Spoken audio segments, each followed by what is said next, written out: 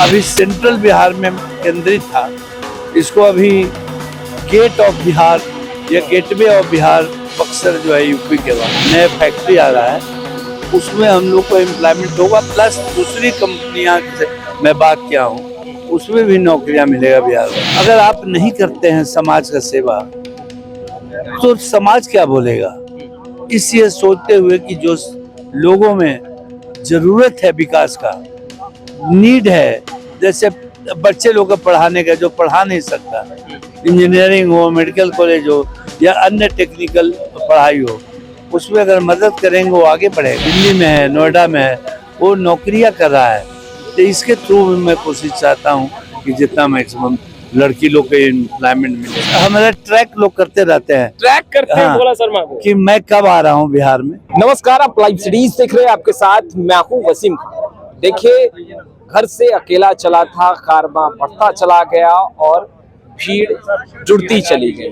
देखिए, आज हम राजधानी पटना से निकले थे और भोला शर्मा एक बड़ा नाम, देखिए नाम भी बिहार के गांव कस्बों को स्मार्ट बनाने के लिए दिन रात एक कर रहे हैं। जहां एक बड़ी जिम्मेदारी, देखिए बड़ा कंपनी एरिस्टो फार्मेस प्राइवेट लिमिटेड के मैनेजिंग डायरेक्टर है, कांधे पर वो जिम्मेदारी, और दूसरी जिम्मेदारी बिहार को विकास की राह पर तेज गति देने का।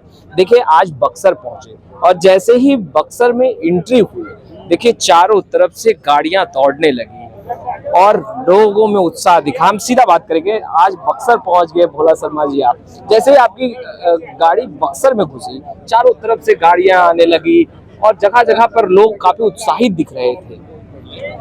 जी, आप विकास के प्रति आप जानते हैं कि बिहार में मैं बहुत विकास का काम किया हूँ और यहाँ जरूरत है विकास का, स्पेशली गांव में मैं देखता हूँ कि जैसे पीने के पानी का समस्या है, या नली हो, गली हो, या स्कूलों में जो समस्या है शौचालय वगैरह का है, लाइब्रेरी का नहीं है, यहाँ पर विवाह भवन नहीं है, तो बहुत चीज ऐसा है जो कि यहाँ पर जरूरत है विकास के।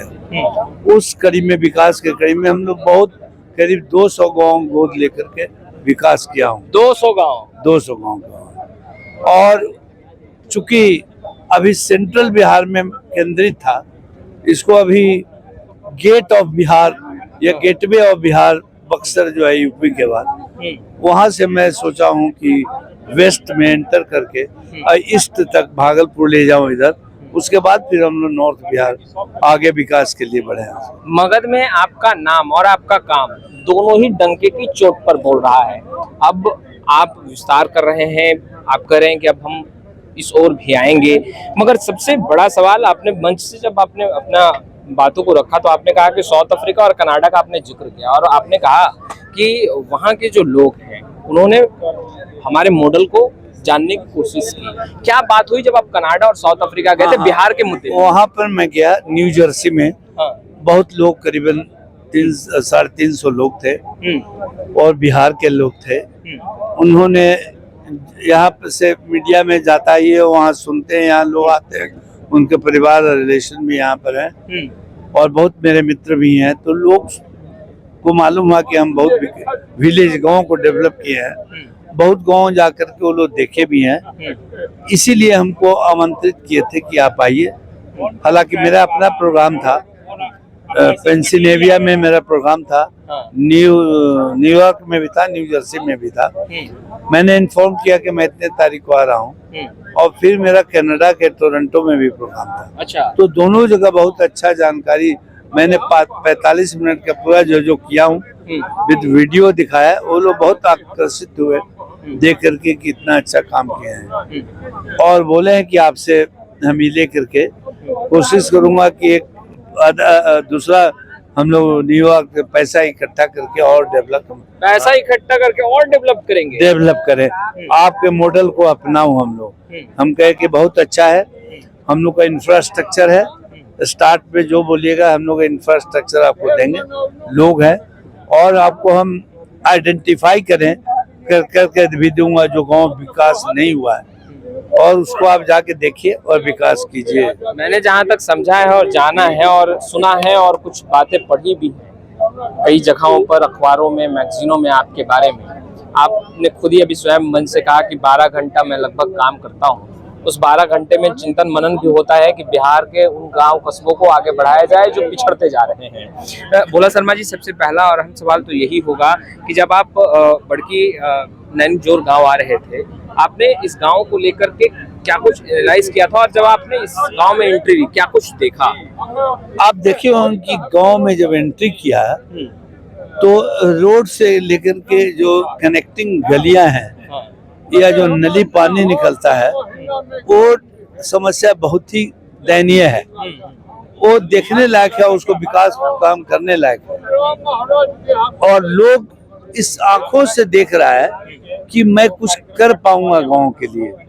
जब भी गाड़ी मेरा रुकता था या मेरा गाड़ी का शीशा खुलता था, लोग ऐसे जाके देखते थे जैसे उनके लिए कोई मैं ऐसा आके बना हूं कि हमने बहुत अच्छा काम कर पाएंगे। तो देखिए, निराशा है लोगों में असंतुष्टि है। उसको मैं कोशिश करूंगा कि इतना मैक्सिमम बिहार कर विकास करूंगा। आपने विकास का काम भी किया है, विकास का जिक्र भी लगातार कर रहे हैं, और इस कड़ाके की गर्मी में लगातार गांव कस्बों में जा रहे हैं। आपने रोजगार की बात की, आपने कहा कि लगभग 50,000 युवाओं को रोजगार दिया है, और जो कंपनी है वो विस्तार हो रहा है, और इसमें लगभग 30 से 40,000 युवाओं को नौकरी दूंगा, लिस्ट भी मांगी आप?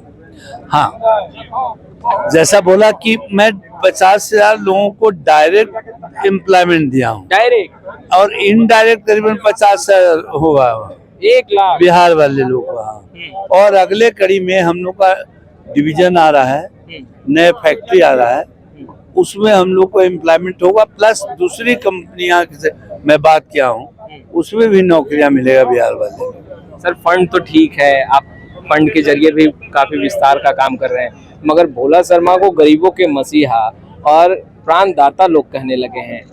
क्या कर रहे हैं आजकल गरीबों की मदद, और वैसे लाइलाज बीमारियों के लिए भी आप सहयोग दे रहे हैं जो लोग फाइनेंस पैसे की कमी के कारण दम तोड़ देते हैं? देखिए, जैसा कि मैं बोला, जो समाज से आप लिए हैं उस समाज को लौटाना भी चाहिए। अच्छा, क्योंकि अगर आप नहीं करते हैं समाज का सेवा तो समाज क्या बोलेगा। इसलिए सोचते हुए कि जो लोगों में जरूरत है विकास का, नीड है, जैसे बच्चे लोग को पढ़ाने का जो पढ़ा नहीं सकता, इंजीनियरिंग हो, मेडिकल कॉलेज हो या अन्य टेक्निकल पढ़ाई हो, उसमें अगर मदद करेंगे वो आगे बढ़ेगा, बिहार से दूसरी जगह जाएगा, उसको नौकरी होगा, और नौकरी लेकर उसको एम्प्लॉयमेंट होगा, दूसरे लोग को भी वो ला पाएगा, बिहार के लोगों को वहाँ घींच के। छात्राओं के लिए, लड़कियों के लिए, महिलाओं के लिए भी आपने बहुत बड़ी छात्राओं के लिए देखिए, हम लोग NIT के थ्रू बहुत, मैंने सिलाई के मशीन के, चाहे हो मोबाइल रिपेयरिंग का हो या AC रिपेयर का हो, हर तरीके से हम लोग ट्रेनिंग देते हैं कि लड़की को। अभी मैंने जहानाबाद में NIT के थ्रू बहुत लोगों को ट्रेनिंग दिया, और कुछ लोग गुजरात में है, कर्नाटका में है, बॉम्बे में है, दिल्ली में है, नोएडा में है, वो नौकरियां कर रहा है। तो इसके थ्रू भी मैं कोशिश चाहता हूं कि जितना मैक्सिमम लड़की लोग को एम्प्लॉयमेंट मिले। हमारे कॉलेज है जहानाबाद में, उसमें 75% लड़कियां पढ़ती हैं। तो इस तरीके से मैं चाहता हूँ लड़की का भी जितना एजुकेशन हो, उनके शादी करने में भी सुविधा होता है।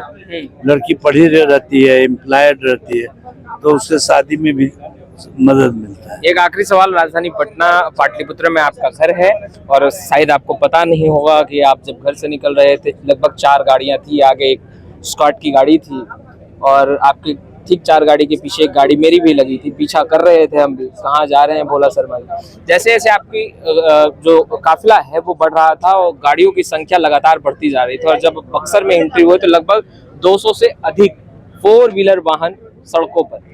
अब भोला शर्मा जी, जब आप देखते हैं कि चला था घर से 4 गाड़ी लेकर और फिर 200 से अधिक हो गए, कैसा लगता है? देखिए, ये श्रद्धा लोगों को मेरे प्रति है। अब यहाँ पर दूसरे बिहार के सारे जगह, जैसे नवादा जिला हो, औरंगाबाद का है, शेखपुरा का है, नालंदा है, जहानाबाद है, अरवल है, सब जगह के लोग वहाँ जहाँ मैं काम किया हूँ, मेरा जब प्रोग्राम होता है सब जगह के लोग जुड़ते हैं इस प्रोग्राम में। ये सूचना भेजी जाती है या उन लोग अपने एंड से सूचना प्राप्त कर नहीं, लेते मैं हैं कि आता हूँ, कहाँ जा रहे हैं सर? हमारे ट्रैक लोग करते रहते हैं ट्रैक करते हैं हाँ। भोला शर्मा को। कि मैं कब आ रहा हूँ बिहार में, कहाँ जा रहा हूँ, कहाँ प्रोग्राम हो रहा है, और वो लोग अब खुद आते हैं अपने गाड़ी लेकर के, खुद आते हैं, खुद आते हैं सब। यानी ट्रैकिंग में रहते हैं भोला हाँ शर्मा। हाँ, बराबर। तो आपने सुना भोला शर्मा को। फिलहाल इस वीडियो में इतना ही। आपका बहुत बहुत शुक्रिया।